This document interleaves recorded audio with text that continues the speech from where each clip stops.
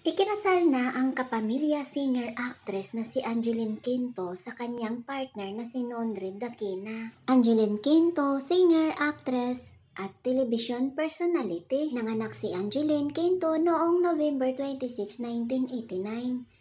Matatanda ang nanalo si Angeline sa Star Power Search for the Next Female Pop Superstar noong 2011. Ikinasal si Angeline kay Nondre. Maid of Honor si Vice Ganda. Flower girl naman si Sarah. Ikinasal si Angeline at Nondre kahapon, April 25, sa Quiapo Church at dinaluhan ito ng mga kapamilya, kamag-anak at malalapit na kaibigan nina Angeline at Nondre sa loob at labas ng showbiz.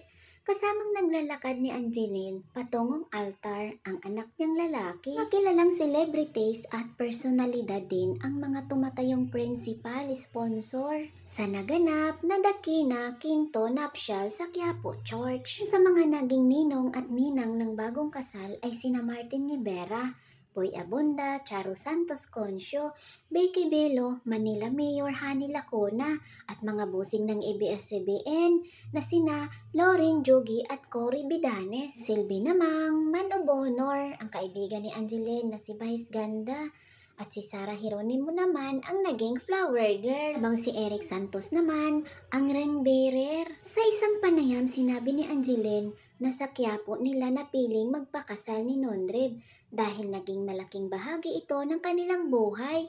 Kahit noong mga dalaga at binata pa sila, alam naman ng lahat na deboto ng itim na sareno ng Quiapo Church si Angeline at dream come true para sa kanya ang makipagpalitan ng Aido sa kanyang Mr. Right. Siyempre lahat naman ng katulad ko pangarap ikasal, ang pinaka-dream.